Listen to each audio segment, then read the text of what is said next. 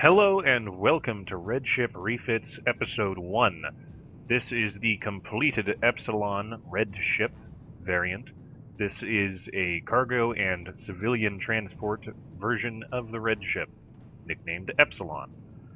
I'm going to take you on a short tour through the ship in this episode, and we're going to start with the port side of the ship and work our way into the center section all the way up to the front. This ship used to be the standard red ship as seen in many parts of Space Engineers. I've gone through, made some modifications, though kept the base shell of the ship about as much the same as it is normally. Though I've made some of my own alterations to help make the Epsilon a little bit better. So here we are, we're on the inside of the ship. This is the portside airlock bay. We've got the two doors here, one there and one here, that allow access to the inside of the ship. We have an air vent there that allows for pressurization or depressurization of the airlock itself.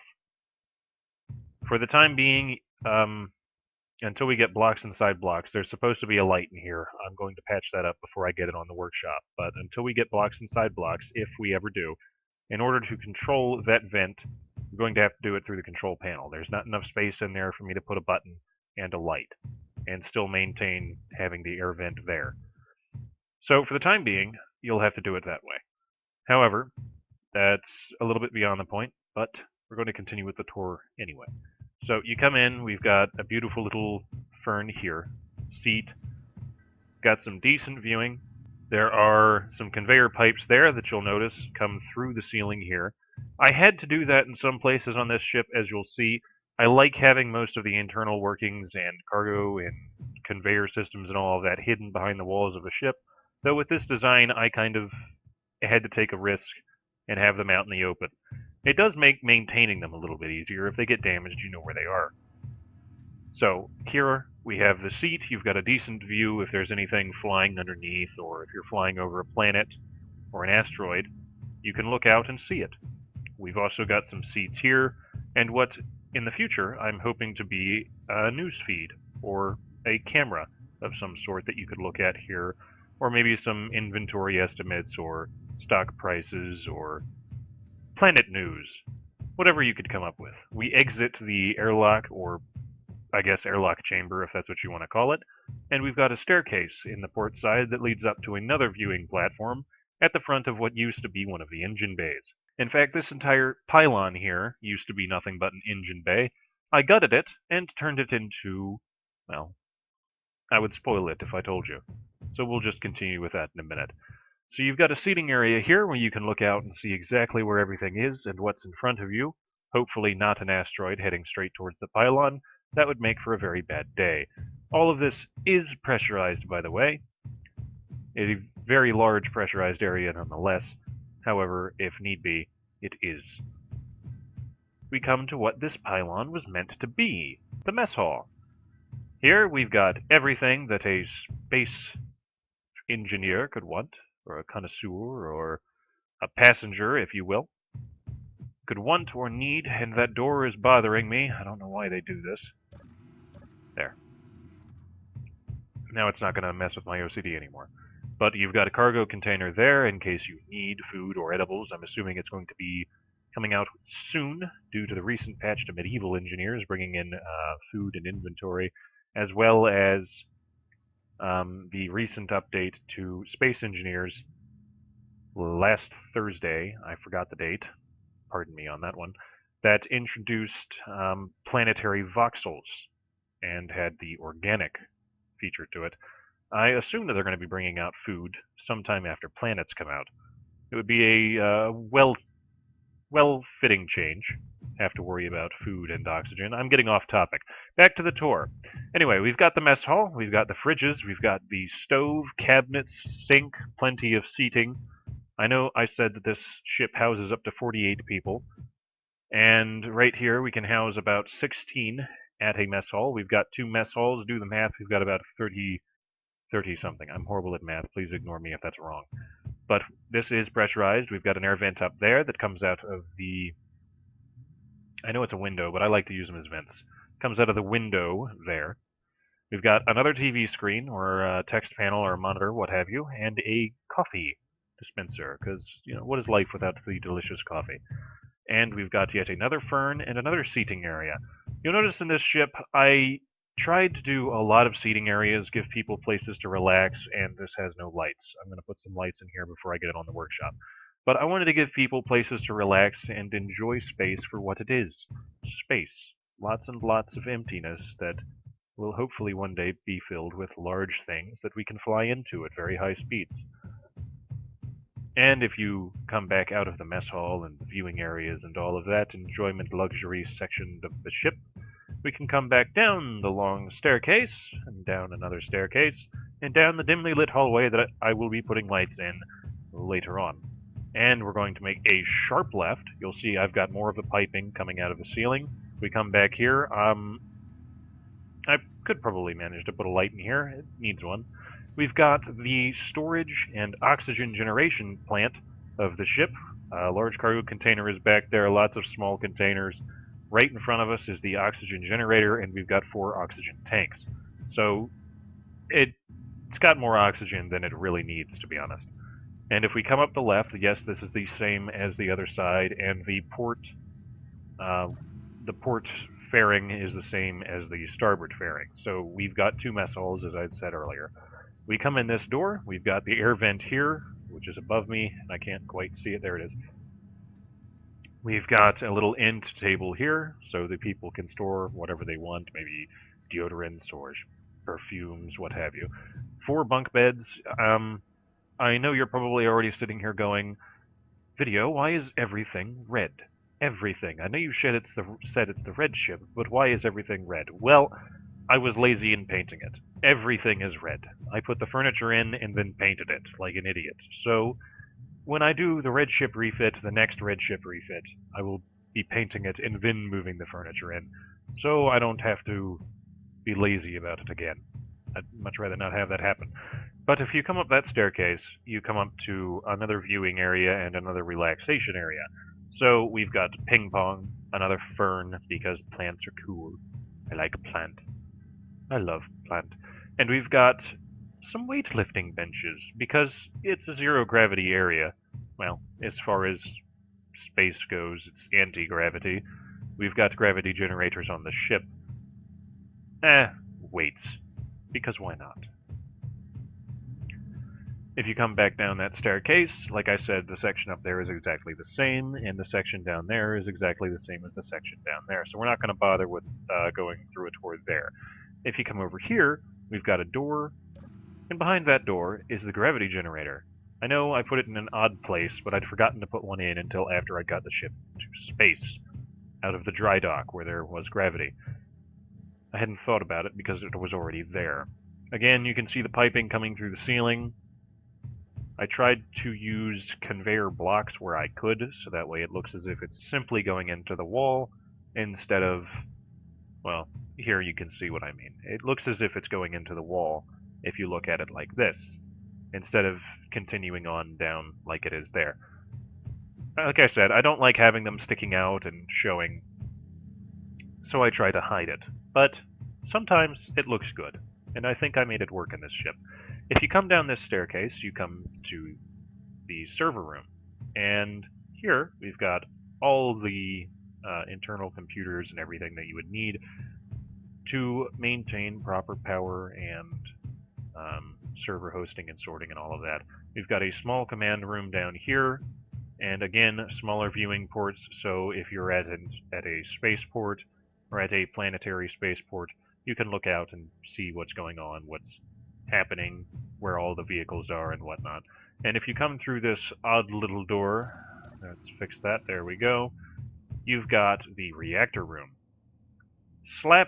I slapped that in there after I realized that this area was not properly vented. Again, things happen when you're rushing through and trying to get it done as quick as you can. But I've got more server sections there, and there, got 2 more control panels, and a window here so you can look out at the reactor, and a door here so you can go out and actually repair it if it takes damage, or adjust components if they change the components that a reactor requires in the future. you can just come out here and install them if anything happens. I doubt that they will. I'm pretty sure they're happy with the way it is, but you never know. They do still say everything in the game is subject to change. So, it could happen. We'll see. Let's hope not. So, we're going to exit the reactor room and exit the server room up into the staircase, back up to the hallway. And we're going to take the next hallway, pardon the conveyors everywhere, up to a... I gotta fix these doors. Let's do that right now, actually. Door. All.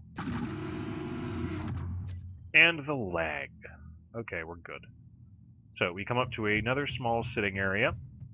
Lots of seating, benches, ferns, more benches and more ferns. And also an air vent.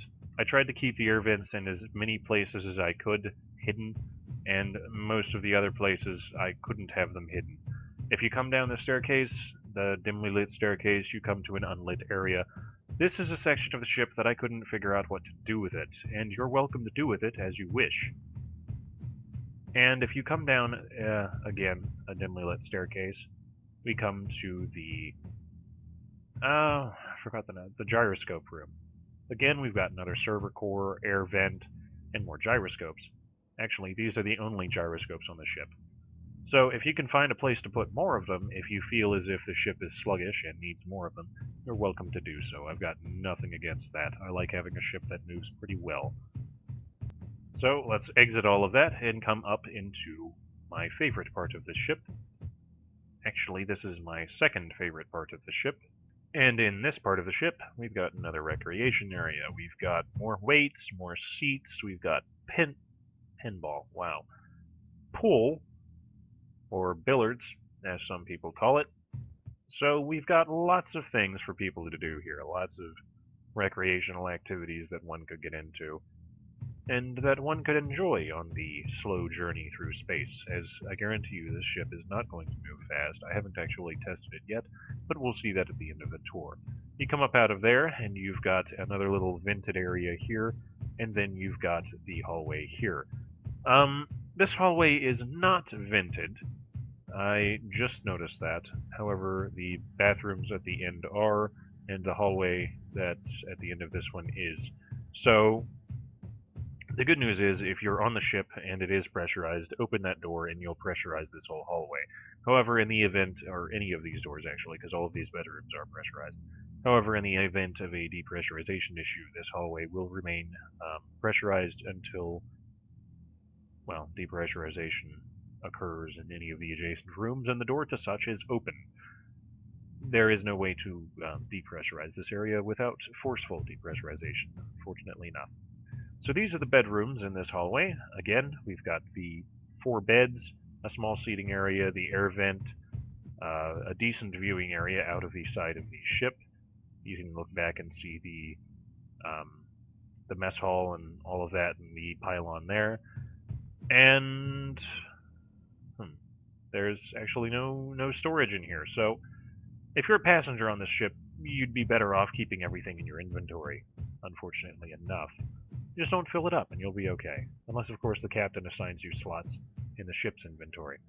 So if we come into the second room down the hall, we've got 4 beds and an air vent, pretty cramped little living area here, and you've got, again, the large windows that we saw in the previous one. So it's a small, cramped living space, but it does the job and it gets the job done well. Out the back, again, you've got all of the lockers here, which I'm hoping one day will actually be inventory, though I doubt it would be easy to have both a bed and inventory in one block. It'd be odd. I'm not sure if you could even do that in the game's modding mechanics. But if we come back to the third set of bedrooms, it's the same setup as the previous, small, cramped living space. And at the end of the hallway, we've got the restrooms, 2 air vents in here, just in case it gets smelly and you need to depressurize and pressurize the area really quickly just to clear the air. If you come over to the toilet section, I couldn't actually put lights here because I wanted doors. You know, a little bit of privacy while you're on the toilet is a nice thing. So you can shut those, lock them, or turn them off, or whatever you need to do while you're doing your business. And all of them do come with plungers and cleaners. This is the XPAR Toiletries mod, by the way, will be in the description below. All of the mods will be in the description below. There is no personal storage in here, I don't believe. We've got the sinks. I love the XPAR Toiletry mod. It actually does bring a bathroom a little more to life, and it feels like something you'd see in a space situation. What did they? What? Doors. Why can I press the button on the inside of the glass? That's weird. Okay, anyway, we've got the showers and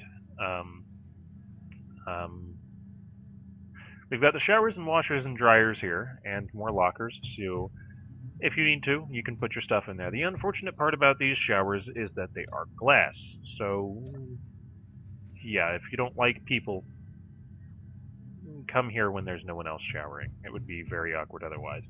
So that's the main bathrooms. Let's quickly run down the hallway here, and we're going to go up another level to what I believe is, yes, the flight deck, my favorite part of the ship.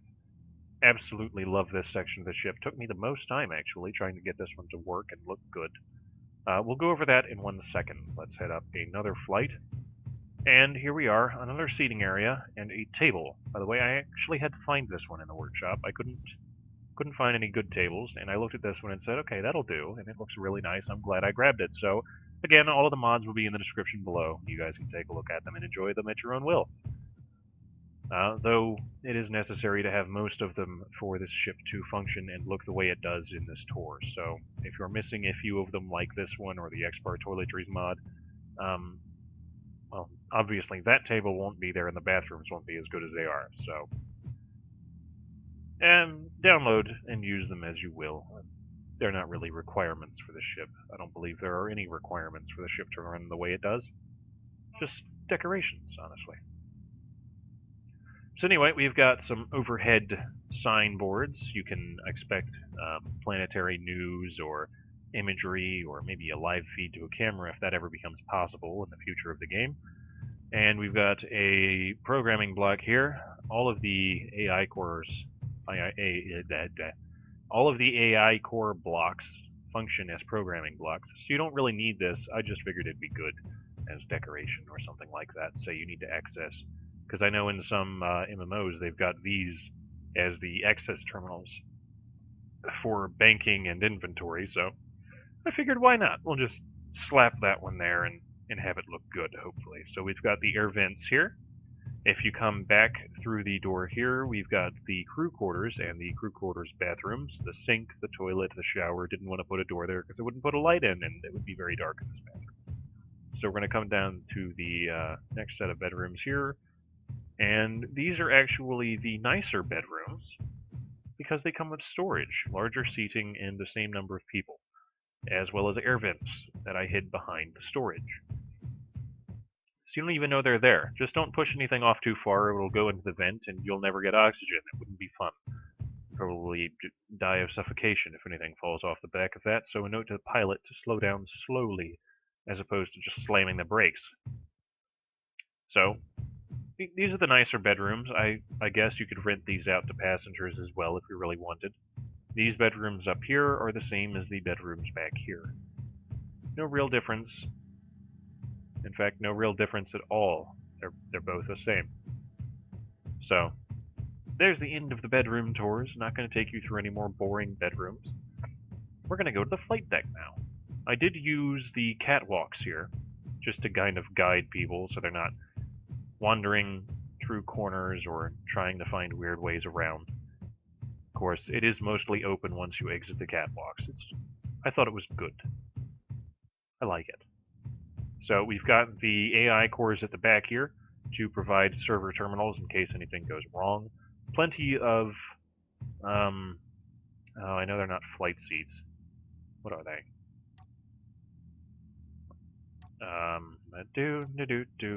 What is it? Come on, come here, show up. There we are. Plenty of control stations for people to do their work. Like I said, the ship can hold up to 48 people. You could have most of the passengers actually working up here if you wanted. I don't know why you would, but you could. More than enough seats for it. Kind of like the Mass Effect ships where you've got more control seats than you have crew. It makes it look good. Ignore me. I'm talking too much. So we've got more TV terminals and panels and whatnot for you to display information and imagery to your crew and passengers. And at the front, we've got the three most important seats of all. We've got the actual pilot seat, and the gravity just ran out. Interesting. So if you walk up in front of the pilot seat, the gravity goes away. I did not know that. Odd. I'll try to fix that before it gets on the workshop. Probably be pretty easy. Just move the gravity generator forward by a block. And then you've got the two control seats here. So you could have other people monitoring stations or using external components or anything that you might install later on. That is the ship. It's the same size as the regular red ship. I just went down a hallway that actually doesn't take me anywhere.